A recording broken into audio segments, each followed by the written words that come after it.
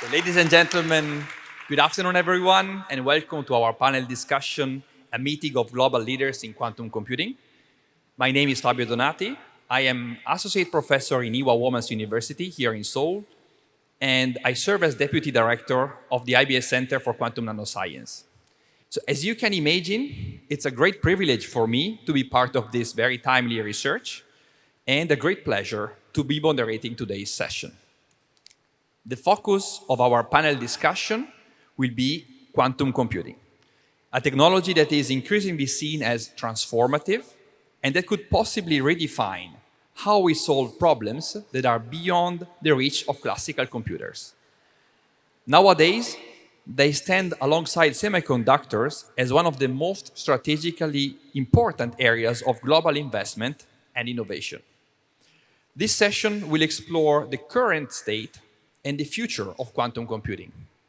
We will look at both its extraordinary promise and at the obstacles to its industrial development, the collaboration underway between countries and companies, and how the relationship between quantum and classical computing may be redefined. To help us navigate these questions, we are honored to welcome two distinguished leaders who represent two of the most advanced approaches to building quantum computers: trapped ion systems and superconducting qubits. So our first speaker is Professor Jungsang Kim. He majors in physics at Seoul National University and received his PhD in physics from Stanford University. He began his career at Bell Labs in 1999, where he worked as a member of technical staff and technical manager, leading commercialization efforts for optical and wireless communication based on pioneering Bell Lab technologies. In 2004, he joined Duke University as professor in the Department of Electrical and Computer Engineering and Physics, where he became a world-leading expert in trapped ion quantum computing. In 2015, he co-founded IonQ with Professor Christopher Monroe to commercialize quantum computers, serving as its chief technology officer until 2024. Under his leadership, IonQ became the first pure-play quantum computing company listed on the New York Stock Exchange in 2021 and was selected as one of the Time's 100 most influential companies in 2022. So please join me in welcoming Professor Jungsang Kim. 반갑습니다. Thank you. Now let me introduce our second speaker, Dr. Subodh Kulkarni, President and CEO of Rigetti Computing since 2022. Dr. Kulkarni received his bachelor in chemical engineering from Indian Institute of Technology in Mumbai, and later earned his master and PhD degrees in chemical engineering from MIT. He began his professional career with research and management positions at IBM and 3M, before taking on senior leadership roles at iMation as Chief Technology Officer and Senior Vice President. He went on to serve as CEO of Prism Computational Science, and later, from 2014 to 2022, as President and CEO of CyberOptics Corporation, a global leader in precision sensor technology, successfully guiding it through growth until its acquisition by Nordson Corporation. In December 2022, he became President and CEO of Rigetti Computing, where he now leads one of the world's foremost efforts in superconducting quantum technology, advancing the company mission to deliver scalable and commercially viable quantum computers. So please join me in welcoming Dr. Subodh Kulkarni, please. Thank you. All right, now with our two distinguished leaders on the stage, we have now a unique opportunity to hear perspective that bridge academia, industry, and two of the most promising technological platforms in quantum computing. So let's begin our discussion. So the first talking points of today is the technological platform that our speakers are representative of. So let's start, let me ask starting the first question to Professor Kim. And I would like to ask, could you briefly describe the trapped ion approach? So what makes it distinctive in terms of scalability, fidelity, and connectivity? Yes, it's a great question. I think This is an early stage technology, so when we started out, all of us were convinced that our approach was the best, and that's the only way you can actually focus on that.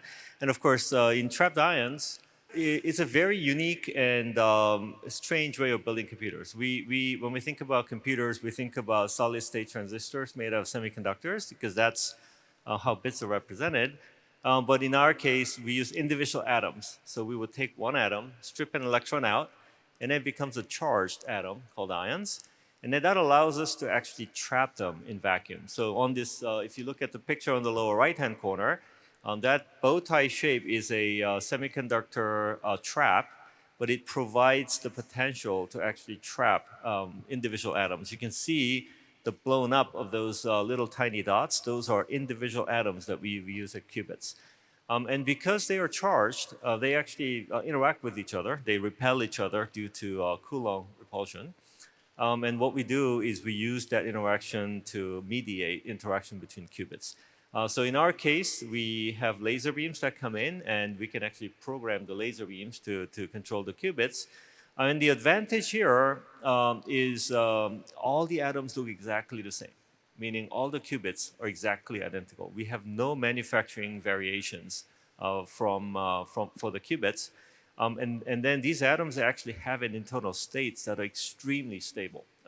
They're so stable that we use them to define time. Our standards of how 1 second is defined is by the stability of these energy levels.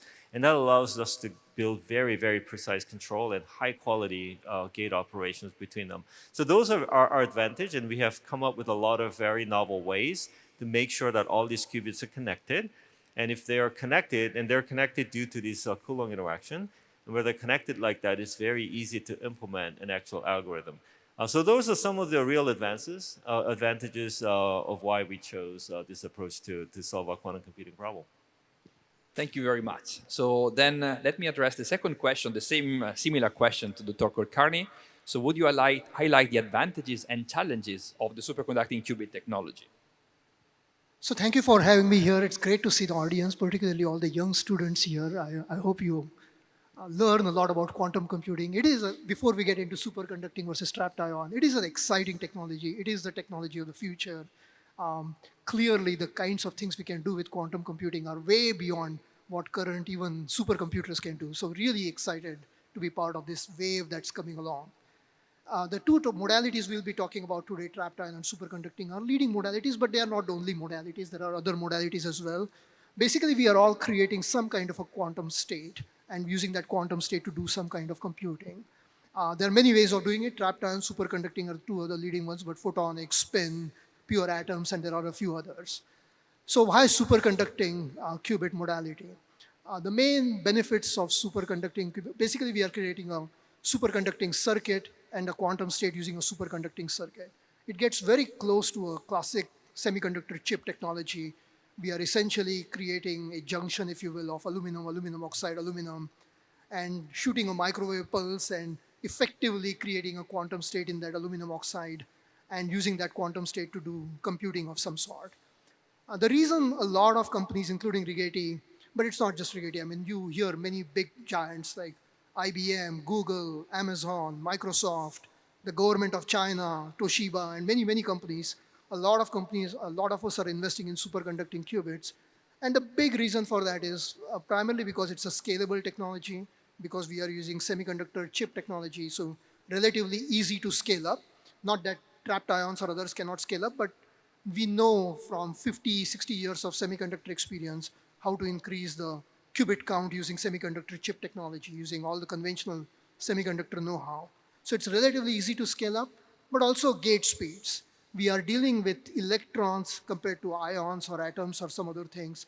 And fundamentally, our gate speeds are in tens of nanoseconds, commensurate with current CPU, GPU type speeds. So main reasons for superconducting are scalability and gate speed. Conversely to what Jungsang said, our biggest challenge is fidelity. Because we are dealing with circuits and engineered devices, we don't have the benefit of pure ions or pure atoms.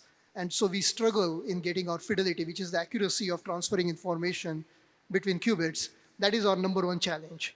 But that, in a nutshell, captures why superconducting versus trapped ion and other modalities.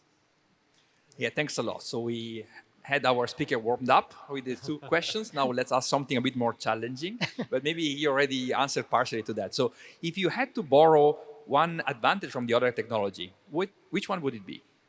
Well, as I just mentioned, without a doubt, we like the fidelity that trapped ion and pure atom modalities can get because they are fundamentally dealing with pure ions and pure atoms.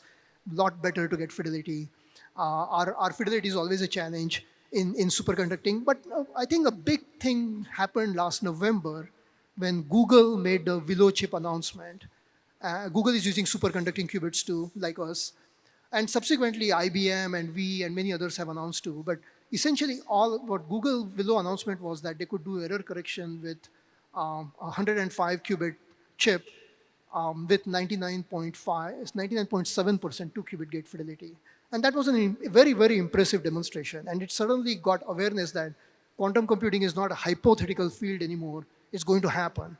And the entire superconducting camp, we were struggling with fidelity. We still continue to struggle with fidelity. I don't mean to say we have solved that problem, but at least we started approaching the 99.5, 99.6, 99.7 when computing starts becoming real with error correction and other things. And that's that. But certainly, if there's one thing we could borrow, it would be the quantinuum type fidelity at 99.9%. But on the flip side, I'm sure Jungsang will say the other things. Yeah, I guess now it's time to ask the same question to Professor Kim. What would you borrow from the superconducting qubit technology? Yeah, I think Dr. Kulkarni already mentioned the advantage of the superconducting qubits is you can leverage semiconductor manufacturing. So I think for our approach, all of those technology to scalably build systems is actually in the future. I think about this a lot, and I think this is where we have a lot of opportunity for new ideas and new innovation. Because when semiconductor people started to build their first chipsets, the semiconductor industry or fabricating lots and lots of transistors, that wasn't available either. They actually had to invent their way through to get to the technology where they are. So I think that experience is something we'll love to leverage going forward, but I think we have to continue to be innovative. Thank you very much. So with this, we conclude the first talking point. So let's move to the next one, which is about the industrial benefits. So let me ask the first question to Dr. Kulkarni. So when you speak with potential industrial users, so what are the most compelling use case that you want to solve today, and how close are we to addressing them? I'll take the second part first. I believe Professor Kim will agree with me and many others too. We are fundamentally still in R&D mode right now. So none of us are really ready to say that quantum computing is superior to CPU or GPU technology for practical data center applications. We still have to perfect the technology. We still have to demonstrate value to data centers before quantum computing becomes real. Timelines vary, and there are some who are very pessimistic, and the famous one was probably Jensen Huang's statement in early January when he said quantum computing is 15 to 30 years away. And we all know subsequently he has taken it back a little bit and been more optimistic. But there are some other people who are saying quantum computing is here and now. We are somewhere in the middle. We think quantum computers will become more practical in terms of data center workload and production workload in the 3 to 5 year time period. And the four things we say that they need are like minimum of 1,000 qubits, minimum of 99.9% 2 qubit gate fidelity, maximum of 50 nanosecond gate speed, and real-time error correction code. Once we get those kinds of things under control is when quantum computers will take off in the and our best estimate right now is 3 to 5 years. We are doing technology development. Maybe we will get lucky and everything will happen in 2 years. Chances are we may not be so lucky and it may slip beyond 5 years. It's really hard to know those kinds of things. So that was the answer to your first part of your question. Roughly 3 to 5 years is when we think quantum computing takes off from a practical standpoint. Regarding applications, that's an interesting question. A lot of us are working on various different kinds of applications. Our view is that it's not a particular vertical industry. I mean, many a times people talk about encryption and pharmaceutical, drug discovery, synthetic materials, and so on. Our view is it's more the type of problems that you're solving. Fundamentally, quantum computing is very different than classical computing. You don't have the zeros and ones restriction. You don't have the sequential or the parallel restrictions of CPU or GPU. We are doing fundamentally simultaneous computing. And what that enables is to take problems that are probabilistic in nature. So most of the problems where we see quantum computers do better than classical are where you are asking the question of what are the chances of something happening? What are the chances of a protein molecule folding this way or that way? What are the chances of a financial recession happening in the next 5 years? What are the chances of this particular materials getting synthesized this way? So it's the probabilistic nature of the problems that are more amenable to quantum computing than any one particular market. But then many companies, many of us are exploring different applications and all kinds of exciting potential comes up. Definitely, there's a very broad set of applications that can be attacked with quantum computers. And then let me ask then the following question to Professor Kim. So, if you had to choose one milestone, let's say a scientific or commercial one, that will convince the broader industry that quantum computing is real, what would it be? First, maybe you want to define what is real in this sense, right? Yeah, actually, I'm actually so inspired to see so many young students in the audience. I think instead of getting into technical details, I'll send a milestone that I think we should all try to accomplish. When I was your age, when I was in middle school, this was in 1983. I was 14 years old. That's when I bought my first personal computer. Okay, and it was a small computer, had very little capacity, but I was able to do some very simple basic programming on it. And of course, I've heard about computers when I was 10 years old, but I had no idea what it was. People thought this was some fancy, complicated machines. But they came to a world where my parents are able to get me a computer that I can play with. And that is kind of my generation. A lot of my colleagues who are computer engineers and software engineers and professors today, they all had their first computers when they were middle school or high school. And then you actually learn how computers work when you're very young. And then by the time you're in your professional career, it's not foreign to you. You use it all the time, right? And today, everybody uses it. So I think really, if you want quantum computers to become real, we need to figure out how to get quantum computers to each and every one of you. That's a perspective I didn't have until about last year. But today, we do not know how to do that. We do not know how to build quantum computers that each and every one of you can have at home to play with. And of course, back then I was doing completely useless things, right? I was trying to write a little video game, which never worked, but at least I was trying. I was trying to think about how to program. So I think the goal is to get to a point where each and every one of you will have a chance to program a quantum computer to do something very simple. It doesn't have to beat the most powerful classical computers of the day, but it has to do something simple, and it has to be something real. Now, the first real application of computers, I believe, that actually made a difference, that started what's called the Moore's Law in 1970, was not the most powerful mainframe computer we were building back then. It was a handheld calculator. Okay? It was able to add small numbers. It couldn't add big numbers, but they were useful enough for store clerks, high school students, to actually solve their math problems. And I think that utility, that it was useful for something very simple, is what we have to look for. So I don't know what it is yet, but I think there's a great opportunity for all of you to think about what would be nice to be able to solve. Even if classical computers can do better than that, if you can make it small, cheap, and very useful, and make it fun, I think that milestone is actually going to start a very different era of quantum computing. Yeah, that's a very nice perspective. I still remember my first computer. It had only 4-color screen. That was a very, very long time ago. But we were all impressed about the development of classical computers, so we all have very high expectation for the quantum computer as well. But of course, the road is long, so the next talking point is actually about obstacles and hurdles. So let me address the first question again to Dr. Kulkarni. So which bottleneck keep you up at night? If there is any keeping you up at night, of course. Error correction, manufacturing, or something related to algorithm development, or what is it? So I've been with the semiconductor industry for just about 40 years now, including graduate school. It shows my age. Been through many ups and downs. So I think I'm beyond the point where anything keeps me up at night, particularly technical issues. I view all the challenges that we are encountering with quantum computing right now, frankly, as opportunities, particularly for the younger generation. It's a phenomenal technology, but we got tons of challenges too. to address the issues. We are still very much in the early stages. Professor Kim said it correctly. Just like a calculator started the revolution, and if you think about the semiconductor industry, there was one developer and manufacturer. If you go back to the 60s, it was Fairchild Semiconductor. There was one customer, it was NASA. And NASA fully understood that they were faulty devices, but they kept on leaning towards Fairchild and pushing them and correcting the technology and improving it. And that's what eventually led to semiconductor industry. And we are still in that stage. What we are making today are error prone. So the number one issue that we all deal with is errors in quantum computing. Fundamentally, these quantum states don't like to hang around in quantum states. They like to settle back in nature and in the classical, in the normal state. And that's decoherence phenomena is what we call it. And that is a biggest challenge for all of us in quantum computing. How do we keep the quantum state as long as we can and do the computing?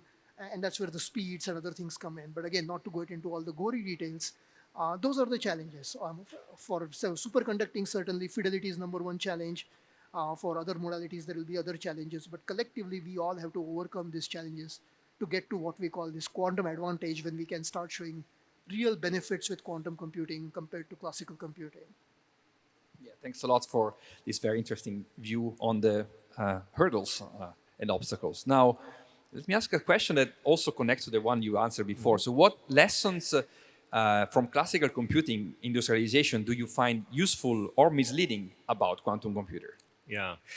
I think this is there's a pattern. Of course, every technology is different, but if you look at technologies that make a big difference in our lives, whether it's computing, internet, AI, all of these things, they eventually you think they're going to be useful for something, and then you set a bar of what it has to be.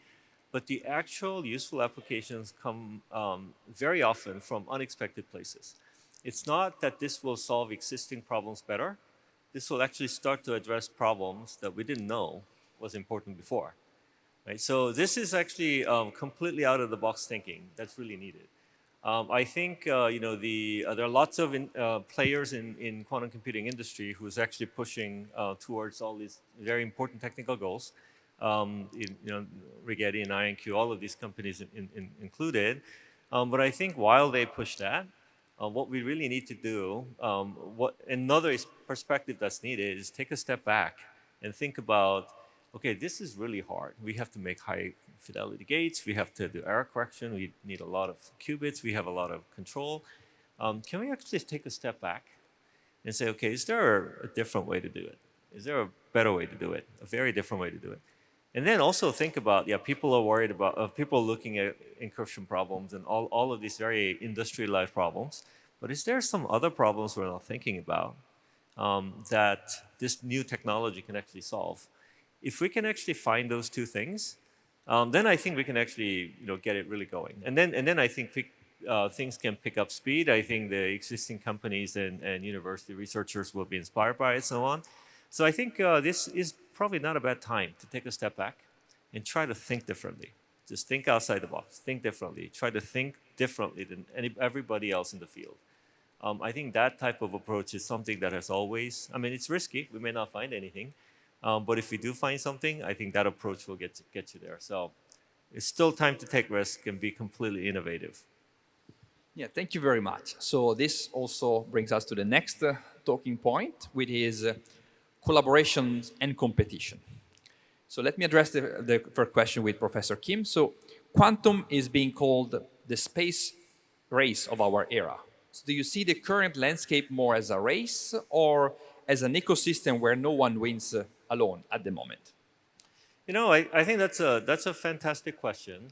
I think the sign that quantum computing is an early stage, the sign of that is there are many different approaches people are taking. That means we really have not found one approach that's actually impactful. So what this means is, there will be some competition, and then once some real use case emerges, I think there will be a lot of consolidation in our approaches. But at the same time, this quote unquote race is not about one person winning. It's actually a very large collaboration. because quantum computing is complex. We have to worry about the materials problems, we have to worry about the physics problems, we have to build the hardware, we have to build the software, we have to worry about manufacturing, we have to worry about reliability, we have to worry about applications, software tools. So it's a very collaborative thing. And even if at one layer, whether it's the superconducting versus trapped ion, even if there's some competition there, if you go to different layers, we have a common problem. We have a common problem with what is the useful applications they have to do, what is the algorithm we have to invent. So in some sense, it's a very mixed net. And then over this net, I think somebody's going to find a connection that will create an end-to-end solution for some real problem. And then things will consolidate. And then I think everybody will actually focus on that and try to make that work better. And then I think that's when the industry will actually make some real progress. So it's a funny thing. You want to learn from each other because other people know things that you don't. Right? It's very important to share that knowledge. But you also always want to think about creative ways to make connections and find a path to making a real world solution. I think when that happens, things will be really interesting. Yeah, thanks a lot. And let me move to the next question for Dr. Kulkarni is that it's more about the future because we have seen, I mean, you have a long-standing experience also in the semiconducting technology. So in the quantum computing, do you expect at some point a winner-takes-all scenario or multiple coexisting platforms specialized to different tasks? So we may expect some quantum computer specialized in some task taking advantage of one technology or some other quantum computing instead with other technology to solve other problems. It's a good question. And again, I'll bring the semiconductor perspective here. If you go back to the early days of semiconductor industry, way back when Shockley invented the first transistor and then several evolutions of that after that, it almost took 20 to 30 years before CMOS emerged as the standard bearer. And even now, if you look at semiconductor industry, CMOS doesn't have 100% market share. It's got a huge market share, but it's still, there's bipolar technology, there's bi-CMOS technology. Of course, RAM and NAND have their own carved niche for memory technology. So it's not like CMOS processors are dominating everything. CMOS gets used for everything, a lot of things I should say, but other technologies do coexist. So I think we are still in the early stages of quantum computing where we are still trying to figure out how all these modalities were, the pros and cons as we discussed earlier. We don't know what applications will naturally emerge and as Professor Kim said, that will gravitate us towards a certain modality and area. In the new word being tossed around in the industry is the chat GPT movement. AI has been around for a long time, but it took couple of decades before the chat GPT movement evolved and suddenly it became like the thing to focus on. And I think something like that will happen with quantum computing too. Some application that is impossible to think through right now will come up and suddenly we will say, aha, here's what quantum computing is really good at. And that will naturally take us to that. But until then, our view is that many technologies will coexist. That's why we believe in creating an ecosystem, sharing our knowledge. We are prolific publishers in journals. Even though we compete, by definition, we are a capitalistic world and competition brings out the best in all of us. So I don't think of competition as a bad thing. Competition drives us towards excellence. So it's a good thing to have a nice, healthy competition going on between various players because that strives us to be the best. But it is time to build an ecosystem at large. It is time to collaborate. It is time to understand how quantum computing really works with classical computing. What is the hybrid system is the word that gets used around quite a lot. So how are hybrid systems useful compared to the current just CPU and GPU technologies? How do we all work together to make it happen? That's why we believe in open modular interfaces, not treating quantum computers like a black box. Let the ecosystem evolve. We'll worry about competition at some point, and we obviously owe it to our shareholders to deliver returns. That's understandable. But it's not the time where that should be the driving factor here. As I mentioned, we are still in R&D. It's still time to collaborate. It's still time to talk to each other and understand and build an ecosystem. Yeah, thank you very much. Also, you bridged very well to the next talking point, which is about the classical quantum ecosystem. So I think part of the question I wanted to ask you already has been anticipated before. So maybe I will ask you another question that I had ready instead. because you talked about this integration between quantum and classical ecosystem, and then you gave great example about CPU and GPU, how they integrate in the classical part. So instead, how about the bottleneck we have now about this integration? So is it about designing algorithms that can exploit hybrid workflows, or building hardware-software interface for the seamless operation? Because we know we cannot really use quantum computer all by themselves. They have to be interfaced with classical computers. So which one are mostly to be expected to be a bottleneck for future development? I'm going to try to make it a little simplistic, just so that we all are on the same page. If you think about CPU technology right now, it's really, really good for sequential computing. So even though GPUs take the majority of the workload for parallel computing, every GPU gets shipped with a bunch of CPUs. So the sequential computing, the plus minus multiplications, that are all still being done by CPU technology. And our view is that will continue to be the way for a long time to come. They're really good, let them continue. GPUs are obviously very good in parallel computing, and they will continue to be that way. Where quantum computing, QPU, comes in, quantum processing unit, is where we think simultaneous computing comes in. So in a simplistic way, our view is that sequential stays with CPU, parallel stays with GPU, and simultaneous computing, where you have 10,000 variables all trying to interact with each other, that's what comes to QPU. So right now, if you look at how the current HPC clusters work, or supercomputers work, you have a distribution layer software, like a CUDA from NVIDIA, that is separating the workload onto a CPU, GPU, and merging it all back together again. Our view, and NVIDIA's view, is similar, obviously, because that's why they launched a CUDA quantum version, is that the distribution layer will split the workload into sequential, parallel, and simultaneous, put them on the devices that are really good at those things, and bring it all together. It's still very early to understand exactly if that's the right architecture, or if there's a better architecture. To Professor Kim's point, it may be a good time to take a step back and say, are we boxing ourselves into too much conventional thinking? Is there a better way to think about quantum computers in the bigger picture? But at least right now, it looks like a hybrid model with CPU, GPU, QPU coexisting with a distribution layer, sorting things out, is the right way to take the next step to try to address some applications. And maybe one of you younger people will come up with a better way to deal with quantum computers and show us how quantum computers can really change the world of computing. Yeah, thank you very much for this very positive perspective on this integration. And now, I think this topic is very well covered by Dr. Kulkarni. So let me instead ask to Professor Kim one last question. I think then after that, we can open the floor for questions from the public. So the question is more based on your experience, because you are academic and also you had experience in growing the IonQ company. So my question is, how do you balance the scientific openness? Because of course as a scientist, we need to publish and disclose our results, with the commercial need of secrecy and competitive advantage in that case.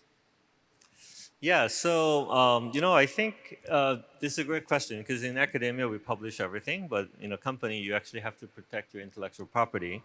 But I feel like the secrets don't last forever. Okay, secrets don't last forever, and I think in a fast-moving world, I think the best way to win is just run fast. And if actually working with other people and learning from each other allows you to run fast, I think you should just do that. So in my mind, running fast, of course, it sometimes involves long working hours and putting a lot of time and effort in. But more importantly, I think all of this comes from thinking differently and innovative ideas. If you can continue to innovate, you can outrun other people. And in order to do that, you actually have to share knowledge as much as possible. So in some sense, I think the key is you want to share and learn. And then you want to try to outthink and outperform and outrun. And if everybody does that, I think we can actually have a very productive environment. That's how I would look at it. It's very hard sometimes to find this balance, but I think if we manage, that's definitely the best way to push the technology and development forward. Okay, so I think our speaker did a great job in answering all my questions very, very efficiently and quickly. So we have quite some time for questions from the audience. So if the organizer are ready with the mic, then we can allow some question from the audience. 네. 좋은 강연 정말 잘 들었습니다. 여기 바로 옆 세션에서 가상화폐에 대한 많은 세션들이 열리고 있습니다. 그리고 가상화폐 얘기를 하면 항상 양자 컴퓨팅하고 대결 구도가 나오더라고요. 양자 컴퓨팅이 가상화폐를 암호를 해독하는데 몇 년 정도 걸리실 거라고 생각하는지 두 분께 꼭 들어보고 싶습니다. Do you want to take this or do you want to take Sure, I can try to take it. So it's a good question. Let me generalize it to talk about encryption and the importance of encryption and why quantum computing gets talked about so much in the context of encryption. If you fundamentally look at how AES encryption works, which is what we all use for many of our financial transactions and military secrets and everything, it's fundamentally taking a number of prime numbers, multiplying them, generating a string code, and then that's your encryption code. And it's very difficult for classical computers to break it because you don't know how many prime numbers, you don't know which prime numbers. And trying to tackle that problem with a classical computer is near impossible, which is why encryption works today. Quantum computers, because of their multidimensionality and the simultaneous computing capability, can fundamentally change that. That's where the whole Shor's algorithm and various things have become. And quantum computers, indeed, it has been shown multiple times by multiple research groups that quantum computers have the potential to break encryption relatively easily, as we understand it today. Now, there's a race going on as we continue to develop quantum computers. Encryption algorithm developers are using quantum computers and other techniques, knowing how quantum computers work, to come up with what we call PQC, which is post-quantum cryptography. So that race will continue, and hopefully, I try to stay optimistic, and encryption algorithms will stay ahead of quantum computers' negative ability, if you will, of breaking encryption. So hopefully we don't get into a situation where some rogue company or a rogue country hacks into all of our computers and suddenly the world comes crashing on us or something nasty like that.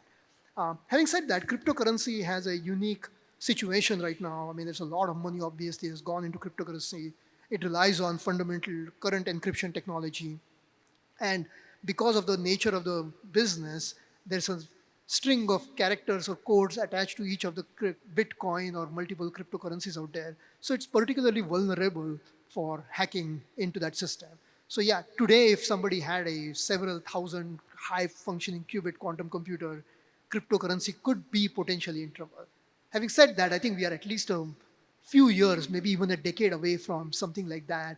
And hopefully, as I said, PQC catches up so we don't get into a situation where suddenly that becomes a target for quantum computing. I would hate to see the negative application like hacking into Bitcoin or cryptocurrency become the driving force for quantum computing. But it's possible, I suppose anything can happen. Yeah, I get this question a lot. So I want to put this into perspective. And people are, cryptocurrency is a very exciting topic today. But if you think about the overall value of cryptocurrency, look at its market cap. We actually do more transactions, financial transactions, than the whole market cap of cryptocurrency every single day. Okay, so if the encryption is broken, cryptocurrency is your last problem. The potential calamity it's going to cause into a financial system is actually much more serious than cryptocurrency. Okay, so I share the view with Dr. Kulkarni that it will take a while. I do believe it will take a while, maybe even multiple decades, for quantum computers capable of cracking these crypto systems will emerge. But I think it's really important to actually migrate our current crypto systems to something much more secure. And that activity has been going on for almost 10 years now. So I think we'll probably get there before quantum computers can really threaten our financial systems. All right, I see the time is running up now. We only have 1 minute. So with this, I think it's time to conclude our session. So first, ladies and gentlemen, as we wrap up this session, I would like to thank our panelists. So let's have a big round of applause for them because they really give a very detailed and simple answer also to the audience. That was not an easy job. So we've heard how different technological approaches, like from trapped ions to superconducting qubits, are driving the field forward, the opportunities and the obstacles that remain on the road to industrial development, and the importance of collaboration across borders and platforms. So what is clear is that quantum computing is not a distant dream, but a rapidly evolving field where science, engineering, and industry meet. So the path ahead will be challenging, we know that, but also full of possibilities. So there are a lot of young people in the audience, so this is a great opportunity also for you to take advantage of this open possibility for this new technology. So then please join me once again in thanking our speaker. And of course, thanks a lot to you for your attention. Thank you. Thank you, everyone.